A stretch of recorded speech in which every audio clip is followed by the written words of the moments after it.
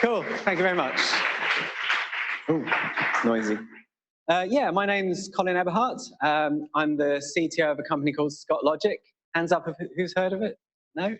Oh, a few people have. I've probably spoken to you already today. If you've never heard of us before, we're a UK-based software consultancy and we're hiring. So if you fancy living in London, Bristol, Edinburgh or Newcastle, where I live, then give me a shout. Anyway, as has been mentioned, I'm the editor and publisher of WebAssembly Weekly. I've been doing this for the past couple of years, and I realized just over a week ago that I'd reached issue 99, which is quite exciting. So, half an hour ago, oh, where's my cursor gone? Yeah. Half an hour ago or so, oh, a minute. I quickly typed up issue number 100. So I thought now would be a really good time to send it. So are you any good at audience participation? Yeah, so can I get a 3, 2, 1? 3, 2, 1, go. Oh, okay. Go. Just, oh, sod that. Right. What is it doing? Yay, yay, yay. Oh, well, whatever. Anyway, yeah, back to the talk. I'll send that later. You can all read it later. It was interesting, actually, to see Robert had, at the start of his talk, why do we need WebAssembly? Funnily enough, I'm starting with something similar. What's quite interesting is the way I present it is completely different. And this, I think, is quite interesting. People are interested in WebAssembly for various different reasons. And to me, the reason you need WebAssembly is this, basically. JavaScript has been around for 25 years, and it's fair to say it's evolved considerably in that time. It's gone from being a pretty basic scripting language that was quite slow, ran within an interpreter, into a pretty advanced language now. A lot of people are using things like TypeScript and React. You've got probably quite a complex tool chain that's compiling your application, yet despite the advances in your tool chain, what actually gets spat out is still obfuscated JavaScript. That's how it's delivered to the browser. And you might think, well, that's fine. That's how it's always worked. Actually, it's not fine. It's not fine for a number of reasons. This is a very simplified view of how JavaScript code is loaded within a browser, compiled and executes. So if you start on the left-hand side, characters are delivered over HTTP, and once they reach the browser, it's parsed into a thing called an abstract syntax tree, and we'll find out a little bit more about that later on. After that, from the abstract syntax tree, it generates a bytecode, which can then run in interpreted mode. Now, we all know that interpreted execution is relatively slow. So what the browsers will do is that it will observe the execution at runtime, and it will make certain assumptions that allow it to compile your code. And this will result in code that runs more quickly. And there are various levels of optimization it can perform to make your JavaScript code run faster and faster and faster. But if any of those optimizations are violated, or sorry, any of the assumptions that it uses are violated, it has to bail out and run a slightly less optimal version of your code. So basically, JavaScript is very, very fast when it reaches the right-hand side, but it takes a relatively long amount of time to reach there. And this has an impact on the end users. This is a very rough sort of timeline of how this would appear to your user. Your code is parsed, it's compiled, optimized, re-optimized, executed, and eventually garbage collected. So this has an impact on how long it takes your application to get up and running and be interactive. So what is WebAssembly? They used to have this one-liner on the front page of the WebAssembly website. I really like this because I think it captures pretty much everything you need to know. WebAssembly, or WASM, is a new portable, size and load time efficient format suitable for compilation to the web. So if you start with the portable bit, what that means is it will run in every browser. And as we've seen earlier today, beyond the browser as well. It's a size and load time efficient format. It's actually a binary format. It's a much more efficient way of sending your application over HTTP than obfuscated JavaScript. Finally, it's suitable for compilation to the web. At the moment, we compile our JavaScript, yet the manner in which it's delivered isn't really suitable for compilation. So WebAssembly was designed with compilation in mind, and it was designed with multi-language support in mind.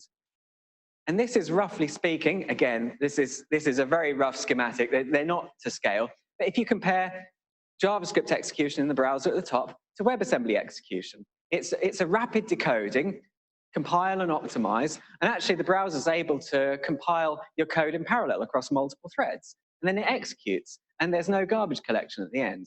This is why WebAssembly was invented. It's a much more efficient way of delivering code to the browser. So why would you want to create a WebAssembly compiler, or why did I want to create a WebAssembly compiler? There were a couple of reasons. The first one was something that I read at the beginning of the year. Stack Overflow have a really fantastic survey that they publish, I think, every year. And it's a really great insight into what languages people are using, what frameworks people are using. But just as importantly, it provides sentiment as well. And funnily enough, WebAssembly was the 5th most loved language in 2019, which is quite surprising because I don't think many people actually program in WebAssembly. It's a compilation target. It was just a little bit bizarre to see a compilation target listed amongst other languages. So I thought maybe people want to know more about WebAssembly itself. The other reason I wanted to create a WebAssembly compiler is I've always had a bit of a programming bucket list.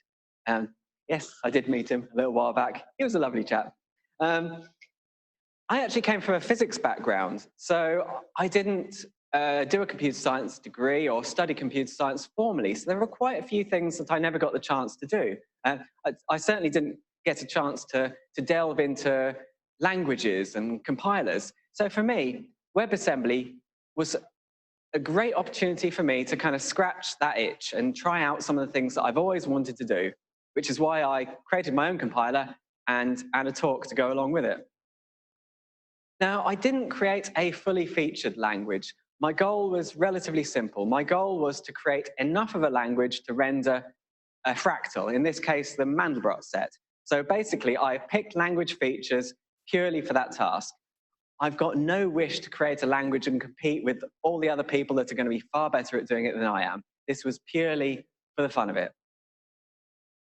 So my hope is that by showing you how I built this language and how I created the compiler, it will give you a little bit more insight into what WebAssembly is under the hood. So we'll get started with the very simplest WASM module possible. So my compiler is written in TypeScript, and this is the very first few lines of code I wrote. I thought my first target is going to be create the smallest WebAssembly module possible using TypeScript. So the smallest WebAssembly module possible has just 2 components. It has the header, and if you're any good at reading hex codes, 61, 73, 60 spells out ASM. The module version is the version number, and concatenate these together, and you have a valid WebAssembly module. So this illustrates immediately that WebAssembly is a binary format. Typically, you wouldn't construct it in memory. Typically, it would be saved as a WASM file and delivered to your browser over HTTP, but this does the same thing. So once we've constructed that WebAssembly module, we're able, well, the WebAssembly binary, we're able to construct, instantiate a WebAssembly module using the WebAssembly APIs. So here we instantiate it. The interesting thing is WebAssembly runs alongside the JavaScript virtual machine. It's not designed typically to be used in isolation, which is why here the host is responsible for instantiating the module and later executing it. Currently, this code does absolutely nothing. It doesn't have any code in there. It doesn't have any functions, yet it is a perfectly valid WebAssembly module. So next, we're going to do something ever so slightly more complicated. We're going to look at how you would construct an add function using WebAssembly in the binary format. So before diving straight into the binary format, it makes sense to actually have a look at it using the WebAssembly text format. This is a much more human-readable representation of WebAssembly modules. there's actually a very close mapping between WebAssembly text format and the underlying binary format. It's similar to the relationship you have between assembly language and the machine code that it represents. So WebAssembly has a relatively simple instruction set. It only has 60 or so instructions. It also has just 4 numeric types, 2 integer types and 2 floating point types. Yet more complex types can be constructed in linear memory, and we'll touch on that later on. WebAssembly is a stack machine, and what that means is, if you look at the example here, the add operation, the first thing we do is we retrieve the parameters of this function using the getLocal operation. So we do getLocal 0, getLocal 1, which retrieves the 2 parameters that pass the function. Then the add instruction pops 2 values from the stack, adds them together, and pushes the value back onto the stack. And the return value of that function is the remaining value on the stack. Finally, and a very important point, is WebAssembly has no built-in I/O capabilities at all. So in order to do anything useful, it has to interoperate with the host, and we'll see more of that later on. So how do we encode that in the binary format? So the binary format is constructed from a number of different sections. We've seen the very top bit already, the header and the version number. Beyond that, there are 11 or 12 sections, each one of them encoding a different part of your WebAssembly module. So first we've got, for example, the type section, which is an array of function types. And the reason for doing that is if you have multiple functions of the same type, having them in a single location means that you save bandwidth. There are imports and functions, code sections, memory sections. I'm not going to delve into all those details, but this gives you a rough idea of what the WebAssembly modules look like. So let's construct this add function using TypeScript. So the first thing is we construct our code. Now, my opcodes are defined as enumeration within my TypeScript application. So there are 60 or so opcodes, and I'm just picking out a couple of them here. So the first thing we do is get local 0. So this is encoded as the get local opcode followed by the value 0. Now here, it's encoded using unsigned LEB. What that is it's a variable length encoding. Again, that sort of thing's on Wikipedia and so on if you want to find out more. So that encodes my function logic. That's then wrapped in a function body. And the way this is encoded is using this encode vector function. What this does is it just prefixes the vector with the length, and that's it. It's a really simple encoding. I'm not going to show you all the code. Some of this stuff is really quite trivial. And once you have your function body encoded, you then, sorry, go back one. You then package it all into the code section, which is probably the most sizable part of your WebAssembly module. So once you've done all that, again, here within TypeScript, you can instantiate the WebAssembly module, and this time it exports an add function, which allows you to add 2 numbers together. And here, if you save it to a WASM file and output it in hex, this is what it looks like. And at the bottom, you can, if you remember the opcode for getLocal is 20, you can see the 2000, 20001 right down at the bottom. That's the actual function code.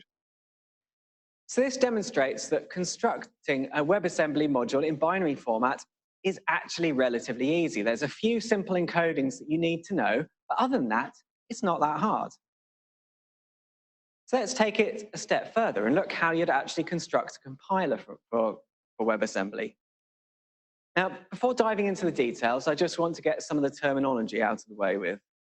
So my application and my programming language is made up of a collection of statements. So here we can see, for example, a variable declaration statement. This declares a new variable b and assigns its initial value. We can also see things like variable assignment statements. This takes a pre-declared variable and assigns a new value to it.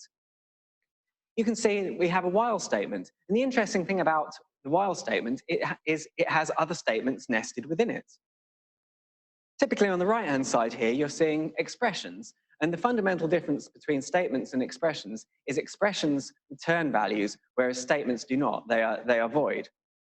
Also, expressions can be constructed into a tree-like structure that allows more interesting computation. So these are some of the basic concepts of the language. So what does the compiler look like?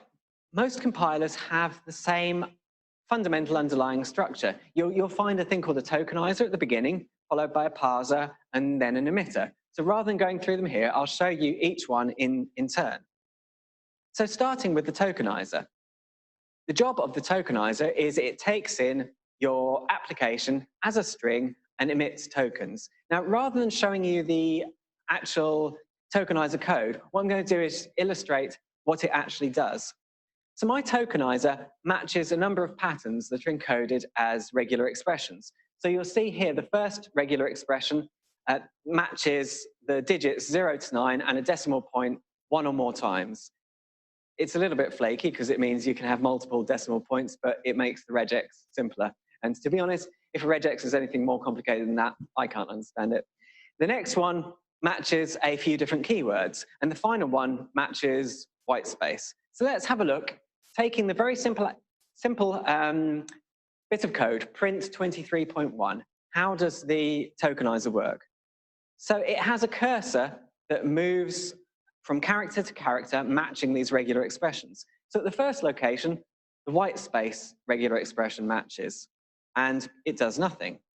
At the next location, my keyword matcher matches. And here, it pushes a token to the output. So here is a keyword token with the value print at index 1. It stores the index so that later on it can have debug support, for example. Now, the print match forwards the cursor to this location, which matches white space, and again does nothing. And finally, we match the number. So the tokenized output of this incredibly simple piece of code is on the right-hand side there. It's just 2 tokens. So what this does is it's really quite simple. It removes white space because white space, in my language at least, is not semantic. It has no meaning, so I dispose of it. It also provides a very basic validation of syntax. It will not necessarily indicate that the application is syntactically correct, but it does some basic validation. So the next thing I do is I take the output of my tokenizer and input it into my parser. Now this is a little bit more complicated, so I'm going to guide you through the application. The parser works by iterating over the tokens. So here I have a current token value, which is advanced from one token to the next. The eat token function does exactly that. It disposes of the current token and picks up the next one. I'll come back to the code here shortly. Now, as I mentioned earlier, my language is defined as a collection of statements. So my parser very much reflects that. My parser expects there to be statement after statement after statement within my tokens. If for whatever reason that is not the case, an exception is thrown, the parser bails and it reports it back to the user. However, the structure of the parser reflects the structure of the language. So parse statement, what it does is it matches on the token type. Why is that not? Yeah, matches on the token type. So here it matches the keyword token, which in this case is a print keyword. So what that does after eating the token is it emits a print statement. So a print statement is my first node within my abstract syntax tree, and we'll see that building up later. The print statement is followed by an expression, and here my expression is really quite simple. My expression is a number, which is a number literal. And here it just parses the value of the number and eats the token. So if we look at the tokenized input on the left-hand side and the abstract syntax tree output, we can see that the abstract syntax tree is a bit more structural. It encodes a little bit more of the semantics of your application. You can actually take your abstract syntax tree and execute it within an interpreter, for example. The final step now is the emitter. So I need to take my abstract syntax tree and emit a WebAssembly binary module. So again, it's a little bit more complicated. This time it iterates over each of the statements within my abstract syntax tree. So here, the first thing it does is it switches on the statement type. So I'm expecting an array of statements. So here it matches the first statement type, which in this subset of the language is always a print statement. The next thing it does, which is quite interesting, is it emits the expression. You've already seen before that WebAssembly is a stack machine. So if you're performing an operation, the first thing you need to do is emit the expression, because the operation, it acts upon the values that are already on the stack. So you always have that kind of ordering going on. So the expression emitter here matches the fact that it's a number literal and pushes an F32 constant and then the IEEE 754, which is yet another fairly standard encoding. So what this does is it adds a couple of WebAssembly instructions that initializes a constant. The final step is the call op code, and I'll get back to that shortly. So demo time. I'm going to forget about that. If I'm lucky, I should be able to, okay, anyone want to pick a number? 42, it's always 42. Everyone says 42.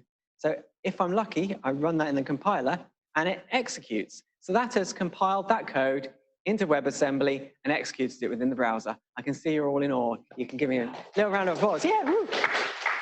I must admit, the first time that worked, I was super excited, probably a little bit too much. So this is the whole end-to-end flow. My little application, I should have put 42 in there and done a kind of magic thing. I'm going to do that tomorrow. So on the left-hand side, we have our tokens. Then we have our abstract syntax tree. And this is, again, this is the WebAssembly binary format. So the interesting thing here is that the code, I've written probably maybe 150 lines of code. So to compile that simple little application, there's actually been quite a lot of effort setting up my tokenizer, my parser, and my emitter. What I found afterwards is that structure paid dividends. As I started to layer on more complexity within my language, I was actually able to implement it really quite easily because of the structures that's been put in place. As I mentioned, I'm going to return to the call statement at the end. So I mentioned at the beginning, WebAssembly has no built-in I/O. So in order to do a console log, it has to interoperate with the JavaScript host.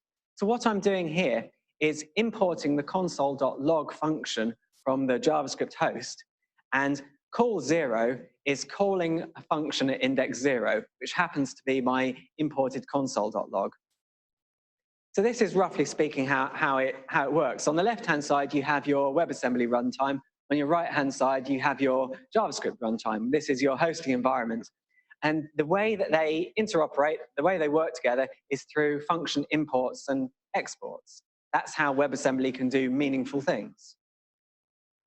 So let's have a look at doing something a little bit more complicated. What I'm going to do is advance my language a little bit so that I can construct expressions. So if we look at the tokenizer, I'm not going to go back and look at all the details of it again. All I have to do is add another couple of regular expressions, and my tokenizer is good to go. So all I've had to do is add an expression that matches parentheses, which, you know, once you get the escaping right, it works. And the other regular expression to match the various operands I support in my language. And that's it. I'm good with the tokenizer.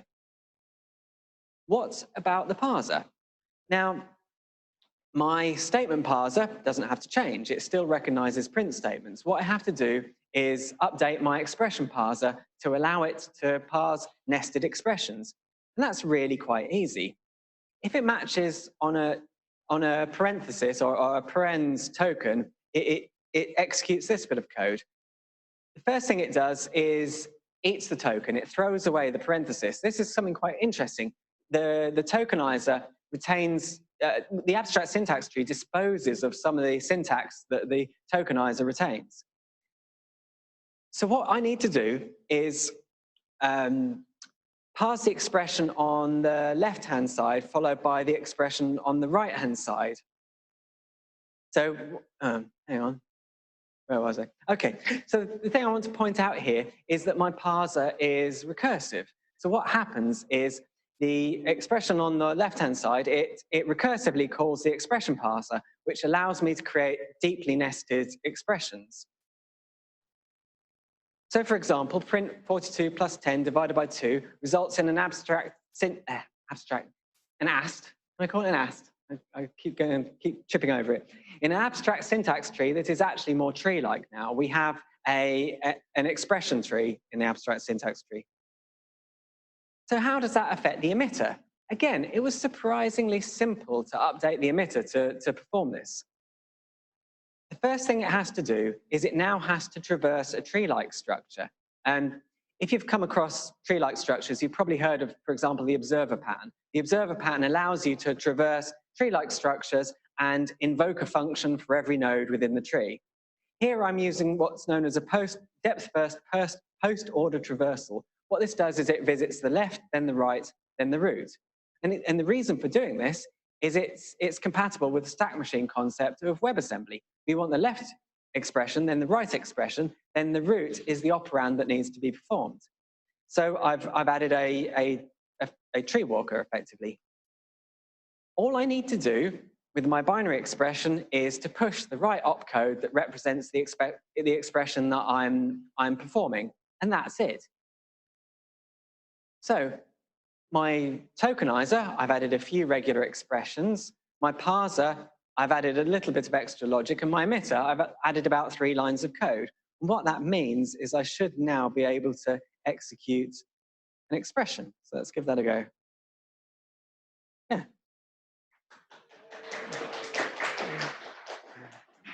Excellent. I didn't even have to prompt you. That's brilliant. So let's add a bit more complexity. Now, at this point, I'm going to start to accelerate a little bit further. I'm not going to dive into the tokenizer, the parser, and the emitter.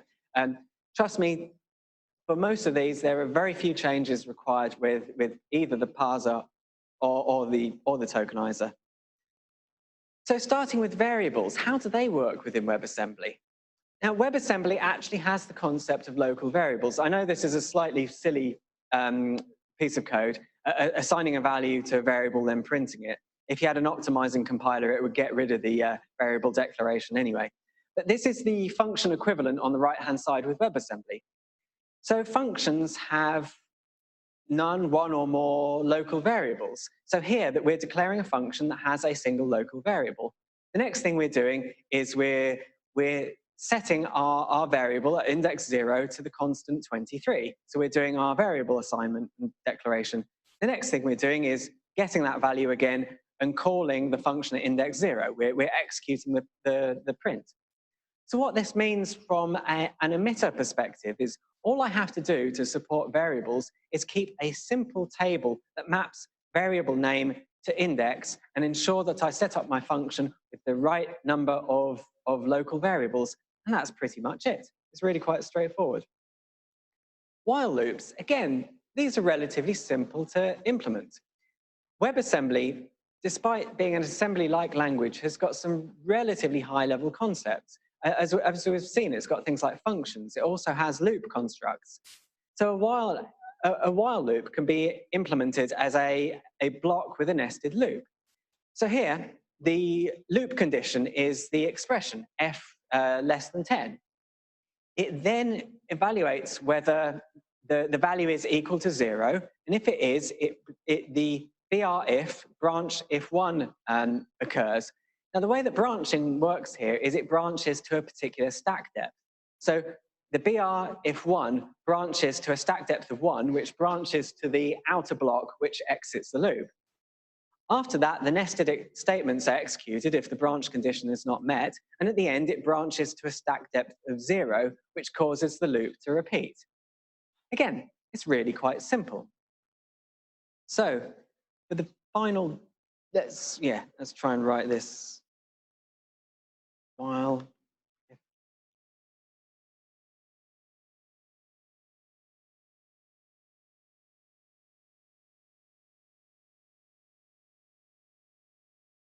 If I'm lucky, yeah. So I now have variable declaration, variable assignment, and print statements. I can do some much more interesting things.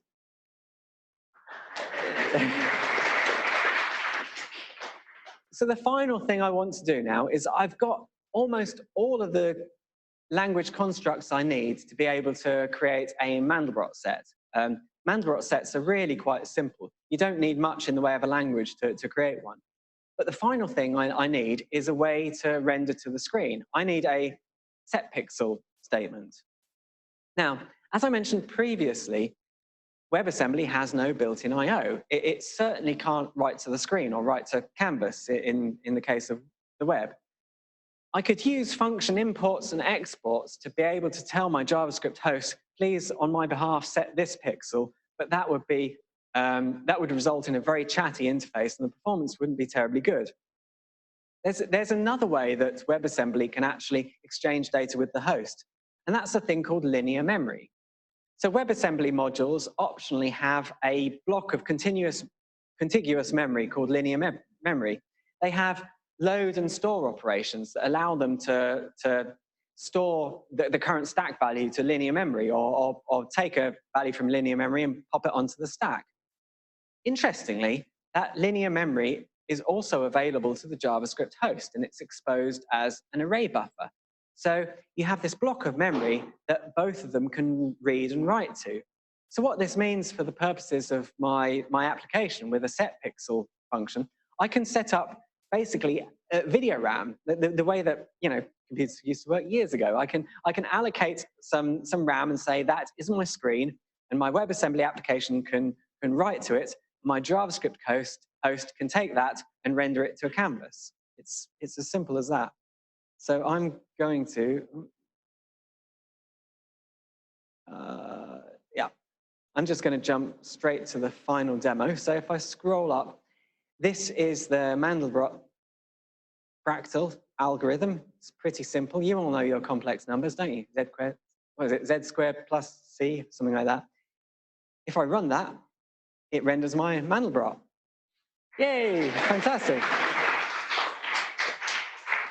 I must admit, I was working on this for, I don't know, 2 or 3 weeks in the evenings when my kids were watching reality TV or whatever. And when this first worked, I went, yes, like that. And they all turned at me and went, what are you doing? They didn't understand. I'm glad you guys do.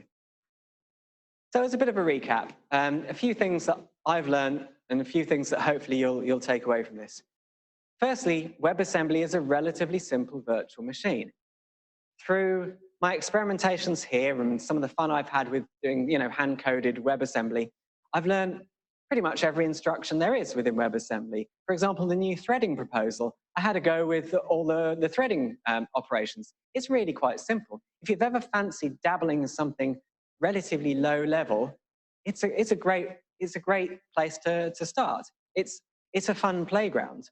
Also, as an aside, TypeScript is great. I did all of this within TypeScript, and I love the way that the TypeScript type system allows me to even define, for example, my abstract syntax tree. That's defined by my types. So, for example, my print statement, it defines that it must have an expression, for example. It's pretty cool. Creating a simple compiler isn't actually that hard. If I can do it, you guys can do it. I also think it's a good way to exercise your programming skills. For me, it allowed me to exercise things like visitors, tree walkers. I did all of this with unit tests so that every time I added a new language feature, I could make sure I wasn't breaking old ones. I even have an integration level test where basically I slowly built up more and more complex programs in my programming language and asserted the output. Again, it's a really good exercise. Another thing, there's a lot of creative energy being poured into WebAssembly at the moment. So if you learn a bit more about WebAssembly, it gives you the opportunity to contribute to some of the really cool projects like AssemblyScript, for example. So hopefully you'll have been inspired. So moving back to my bucket list, I can tick another one off the list. I managed to create my own really trivial language and a compiler. So what's next? Well, it doesn't support strings, arrays, functions, lambdas, objects, and all sorts of things. I must admit, the whole process has become a little bit addictive. I've started adding more and more features over time, and I fear it's a side project that will never end. So yeah, hopefully that's inspired you to give it a go yourselves. Thank you very much.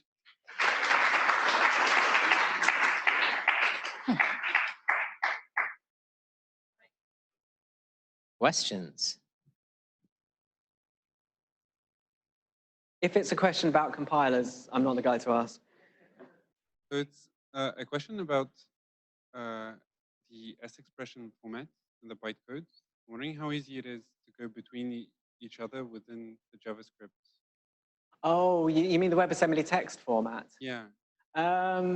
Well, I wouldn't bother because there's a thing called BinaryN that already has the tools required to go between the binary format and the WebAssembly text format and the other direction.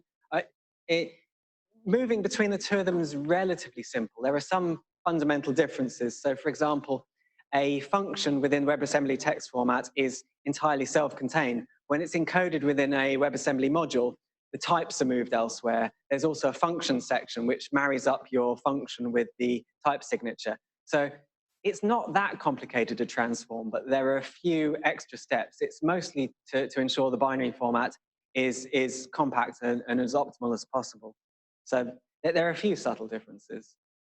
I was wondering, because you could have chosen to compile to the text format instead of the bytecode as well, right?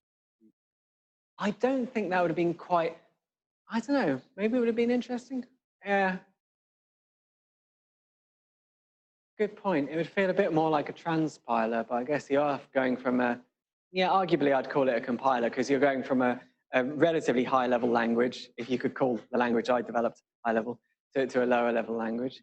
Yeah, I'll have a think about that because the emitter does have some fairly dull and boring code required to encode all these different sections. But again, once I wrote it once, I didn't have to update it again. And most of the time I spent was on the interesting stuff, working out how to translate while statements into the correct set of opcodes. So yeah, there's some boilerplate stuff, but it's not that hard. And to be honest, the way I developed it was a lot of times I would take a WebAssembly module in binary format, I'd pick out a bit of it and say, that's the bit I need. I don't actually understand what it is. I'm going to take those 4 bytes, I'm going to add them to my emitter, and later on I'll work out how those 4 bytes are constructed. And so I went from a kind of cut and paste programming style to understanding the encodings that are required.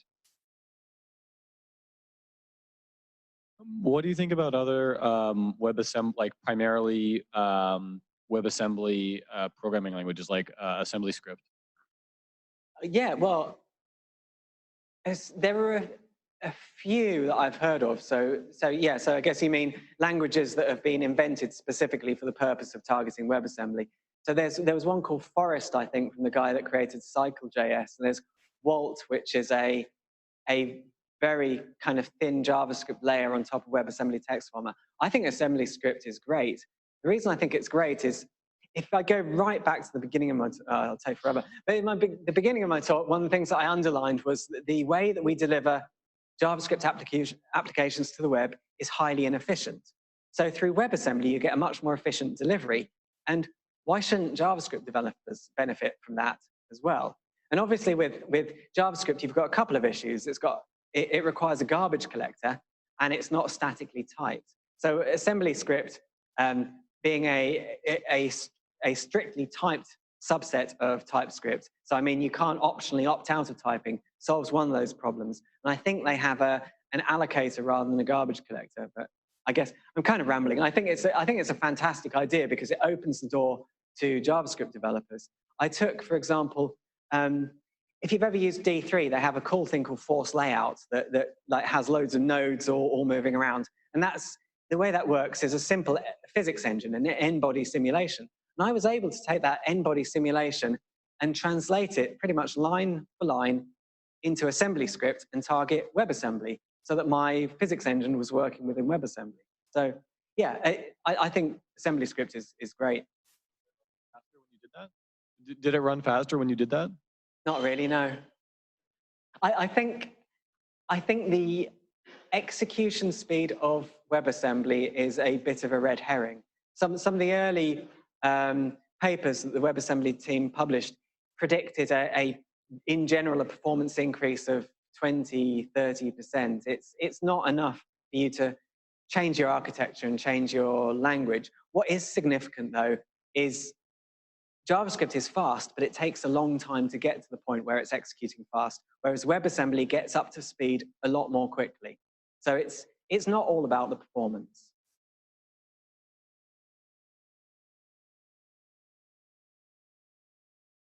Yeah, I have another question if no one else has them. Yeah. What do you think? So if you were, so I think the stuff with the canvas is really cool if you're going to like productionize that. And there's something called AS2D, which will let you, which is like an assembly script bindings for the canvas prototype.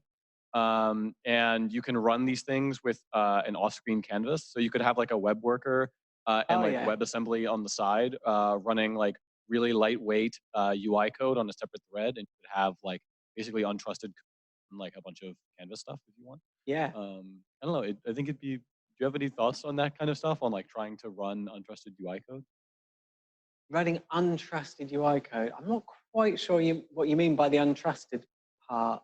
Like you could have other people write. You could host other people's UI stuff in a way that isn't dangerous. Oh, I see. Like if you just imported somebody else's yeah. HTML, they could put in CSS. They could do all these kind of crazy. Yeah, there's a company called Figma who are exploring that, and yeah, it's an interesting thing. In my kind of day job, we write sort of fairly large scale applications for financial services, and a lot of these applications do have some kind of plugin model, and that's tricky. You'll get third-party developers wanting to, I don't know, add a chart or a ticker to someone else's application. And invariably, we have to go for an iframe route because it's the only way to really have one executing within a sandbox. But yeah, you can use WebAssembly as a way of hosting untrusted code because, again, the complete lack of I/O means that you can be quite precise about how much interaction you want it to have. I mean, I think it's a fascinating idea. Iframes have the problem that they run in the same JavaScript context. So if somebody just loops, if somebody does like while one in an iframe, then it'll block you out. Yeah, exactly. You can lock it, but you can't actually you can't inject code maliciously outside of the iframe sandbox. Yeah, which is why quite a few financial services applications are written in Electron that allow you to then have a completely separate, I don't know terminology, whether it's context or process, but you get isolation, which a more fault tolerant isolation. Kind of along the lines of asking why you didn't use the text format. I'm also curious about why not to use, and any answer is fine because what you did is very cool. Why not to use the Venerian JavaScript bindings? I was playing with those, and it seems like they let you kind of programmatically, as though you were using like LLVM programmatic instruction stuff. Like, oh, I want a block. Oh, now add this function. Now add this call. It feels less low level, but it's also cool. The answer to that one's very simple. I didn't know it existed at the time. I looked into AssemblyScript afterwards, and they do use the binary N API for emitting WebAssembly, but at the time I wasn't aware of it. Also, I guess it was more fun to do it entirely from scratch. It feels good to have a kind of no dependencies approach. There's no npm install required, well, the TypeScript and the roll up and the bootstrap, yeah, and all the other stuff. But yeah, you know what I mean.